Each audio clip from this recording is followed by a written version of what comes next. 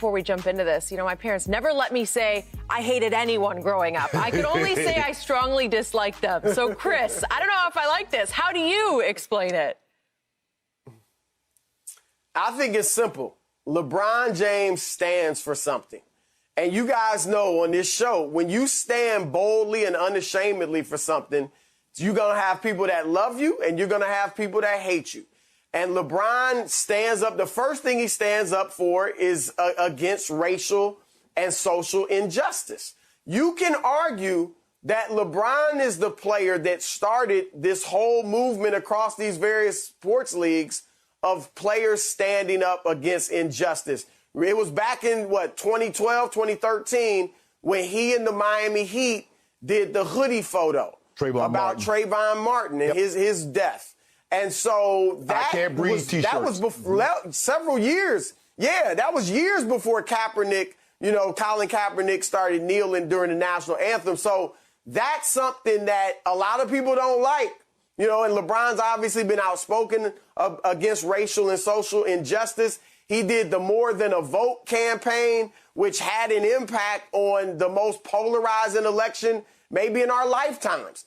And so for all of those reasons, there are a lot of people that dislike LeBron James. If you I looked at the map with the story of, where the people hated LeBron the most, and they were pretty much all the red states. It was those states. It was the middle of the country, the upper, the northern Midwest, Montana, Nebraska, the Dakotas, places like that, where they aren't feeling LeBron James. So that's number one.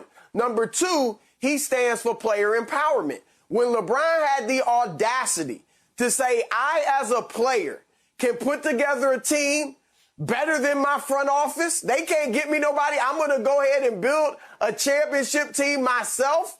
Bird went to a championship team. Magic went to a championship team. I'm going to have to build one myself, and he did it when most of the country was hating on him because of it. That was polarized, and a lot of people don't like that. He started this trend, which is now commonplace, of players putting their teams together. I honestly do not believe the thought of even crosses Kevin Durant's mind to go to Golden State if LeBron had not gone to Miami.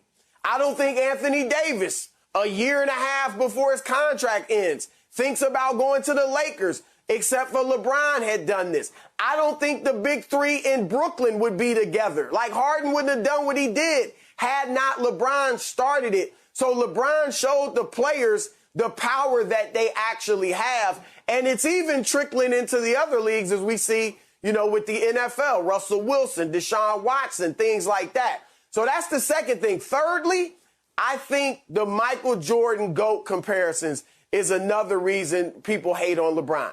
Because you guys know this, when you're out, it amazes me now. Everybody's got a take, right? When you see fans now, they got a take. They coming at you hard with a take, and I credit you, Skip, and Stephen A. for starting this, but now fans don't want to just chat. They got a take for you. And so it's like the feeling is if you think Michael Jordan's the GOAT, then you're automatically a LeBron hater. And if you think LeBron's the GOAT, then you're automatically a Jordan hater, which obviously isn't true, but that's how people look at it. So I think a lot of people that are in Jordan's corner hate on LeBron just because they feel like, well, that's how it has to be. And so those are the reasons I think LeBron is the most hated NBA player. I agree.